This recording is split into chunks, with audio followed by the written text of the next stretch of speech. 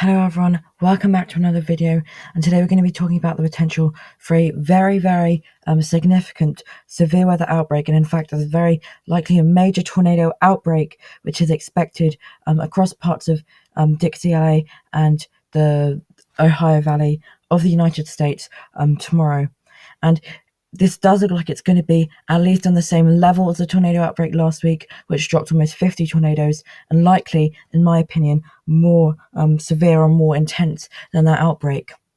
Now, this is the day 2 outlook from the SBC, and you can see here we have this very large moderate risk area, which stretches all the way from parts of Mississippi right into parts of Tennessee, and we've just got the corner of northwest Georgia in there. So we have Mississippi, Alabama, Tennessee, and Georgia, and then we have an enhanced risk going from Missouri, Arkansas, Louisiana, Georgia, just about brushing North Carolina, and then into parts of Kentucky as well. And we have a slight risk all the way from Ohio into Texas, and a marginal risk all the way from Ohio again into parts of Oklahoma and Texas. So very large region to be worried about, but these orange and red regions, and in particular the red region, where we're really looking at the risk for multiple strong, long track, possibly even violent tornadoes. Though I should really say that no matter which color you're in, whether you're in orange, red, and possibly even pink tomorrow, you just need to be aware of all the warnings, all the watches, just so you're prepared. And the same goes for yellow and green, really. But I just said that because the threat is biggest in the red and orange areas. This is the same thing, the tornado probabilities, and this is a probability of a tornado within 25 miles of a point, and you can see we have a scale of 2, we have a scale of 2, 5, 10, 15, 30, 45, and 60. And you can see here that we have a 2% risk for this marginal area, we have a 5% in that slight area, and then we have this 10% and 15%. And the 15% is again where the highest risk for tornadoes is. But anywhere where you've got those black dashed lines, that hatching does have the risk of seeing an EF2 plus tornado. So anything in EF2, EF3, EF4, or EF5, possibly even. But I'm not going to say that. I'm not saying there's going to be any guarantee of EF4s or EF5s tomorrow. But anywhere within that hatched region could see significant EF2 plus tornadoes. And something particularly interesting that that people noticed when reading the SBC forecast, which is pretty like always basically pretty accurate.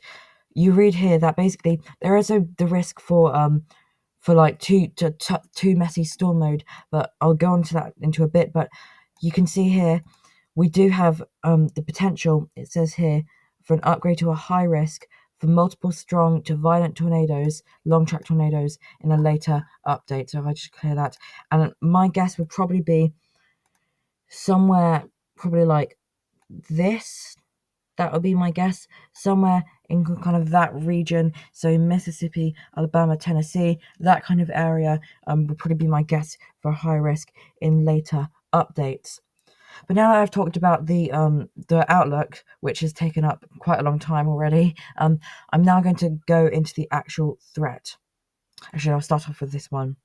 So while this is okay, there we go. So while this is loading, this is the upper level wind pattern, and you can basically see what we have here is you have this big long wave trough which is moving up like this, but then we have this region here of stronger flow, and that's a short wave trough which is kind of negatively tilted like this, and that's going to focus a region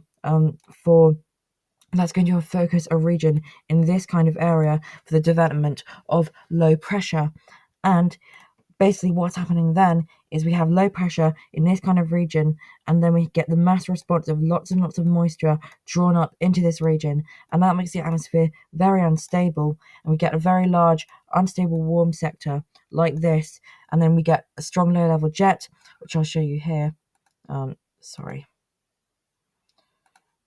So we get a very strong low level jet, which is the wind at about 1.5 kilometers, like so.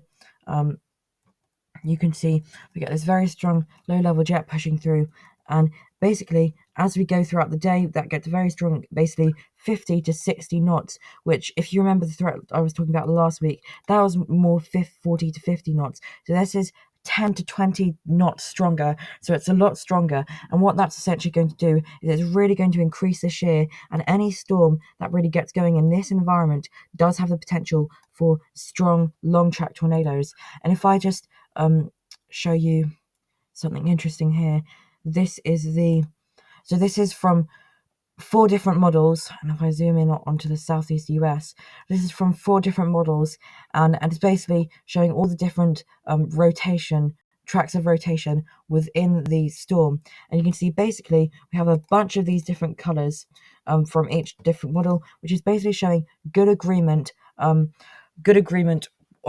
basically supercells. And you can see, especially through this region, we have all these, sorry, that was a bit wonky there. Through this region, we have all these what are called helicity tracks, and that's basically going to be a risk of tornadoes pushing through this area. And then also notice that we have this region here, slightly to the north, a more secondary region, and I think that this is a bit closer to the surface low track, and any supercell that can get any kind of near the surface low does have the potential to see to some strong tornadoes. Not the highest risk further south, but possibly the risk for some strong tornadoes, like I just said, with any supercell interacting with the surface low. Now, if I'll show you the HRR model run, so you can see here, this is valid at 19 UTC, which is a time in London, which is lucky for me because that's my time. But I think that's around kind of the early mid-morning, like around kind of 12 o'clock in the local time. And you can basically see here we have that surface low up here, and then we have this kind of cold front right here, and we have this warm front extending like that, and you can see we have this very, very large warm sector. Basically this whole region in between this area and this area is basically unstable, and that means that's going to be a very favorable environment for storms within this kind of area, and particularly where we've got these purple colors, that's going to be the most unstable. We have the most instability, basically. And if I clear this, I show you the actual instability measures, which is called CAPE. If I use surface-based, you can basically see here that it's really high, 2,000 to 3,000 in this region, and that's definitely sufficient for severe storms. And also, it's going to be pretty uncapped. There's not going to be a lid on any of these storms, and so that means that if the storm gets going, there's nothing going to be stopping it. And so, what I was talking about, that low-level jet, what I'm showing you here, that low-level jet really through the night increasing 50 to 60 knots, possibly even a bit more than that, and that's really going to get shear going. And you can see this red region overspreading that really unstable area, really increasing the helicity. And this is I mean, these values above 200 are sufficient enough for strong tornadoes. But as you go further through the night, let's get to here. You can see, if I go to here, you can see that we have really, really high values, 300 to 400, and that is completely sufficient for strong and even violent tornadoes. And as if you look at this, what you can see here, if I go to, you can basically see here we have these just lines of supercells. Sorry, lots of annoying ads popping up. But basically, you see we have these lines of supercells, so likely a supercell cluster here, possibly a supercell here, supercells here, supercells here. And so basically anywhere from, basically from this region onwards into kind of this region where it becomes a bit more stable, really is going to see the risk of supercells. And if I run you through the previous cells on here, you can see we have more supercells here, supercell here, supercell here, supercell here, and like that, supercell here, supercell here. So basically, any of these supercells has a potential, given the shear and the way that the atmosphere is looking, to drop very strong, possibly even violent tornadoes. And if I just take a look at the sounding, you can just see here instantly, basically shouts out of a very strong tornado potential. If I go to the white pen there, you can see here this region in between this dashed white line, which is the sorry, I'm just trying to remember the the saturated adiabatic lapse rate, and then in between the red line, which is the temperature, that's basically the instability. So we've got this very large area of instability, and also notice this purple EL. That's the equilibrium level, and that's where that's where it stops. The parcels stop becoming warmer than their environment. They stop becoming unstable, and that's generally the cloud top. And you can see the opposite there, the LCL. That's where the storm. That's where basically the cloud bases are, and all this whole area is very unstable, like this. And then particularly, this is the most interesting thing here, is because we have a very strong wind, basically right out of the south here, about 20 knots, and then increasing to 1 kilometer like this, and basically the atmosphere is veering lots and lots and lots like this, that we've got lots and lots of curvature in this lower levels of what's called a hodograph, and this area between the blue line is a helicity. And basically this is quite a lot, and like right here, this area, that's a lot of helicity, and that combined with the instability is going to lead to a very favorable environment for strong tornadoes. And as well as that, we have a good anvil level winds, that's good ventilation for the updraft, and lots of streamwise vorticity as well. Though I must say that the setup is definitely not perfect, and there are definitely a few things that can go wrong.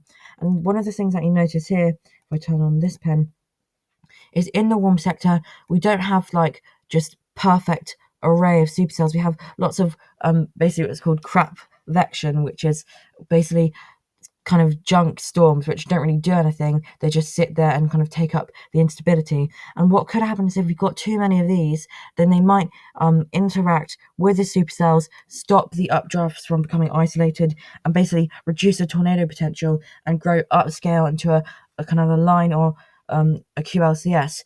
And that could definitely limit tornado potential, which is what we want the most, because that's basically the best chance for reducing the major outbreak here. But even if storms go upscale into a line, that does not mean an off switch for tornado potential. Basically, with this kind of shear, even if storms kind of turn into a kind of a linear mess, they will still get mesovortices that can produce very strong tornadoes. We'll still have embedded supercells, and one classic example of that was last Easter. We got over 120 tornadoes through a quasi-linear convective system along the track of the surface low, and it was only really the supercells further south that brought the supercells further south brought the most violent tornadoes, but there were only really 2 or 3 of them that produced around 10 tornadoes, but over 120 of them were from the QLCS along the surface low track, and many of those were EF2, EF3 with like long track as well, very intense cut plucks, lots of debris lofted. So even though it does look like things possibly could get messy, that's one of the failure scenarios.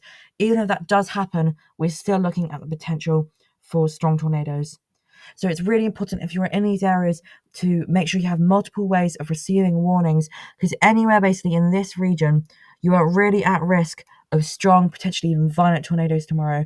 And this could potentially be one of those historic outbreaks that go down in the record books. So thank you very much for watching, everyone. I'm going to finish this now. Thank you if you watched till here, and have a nice night and stay safe.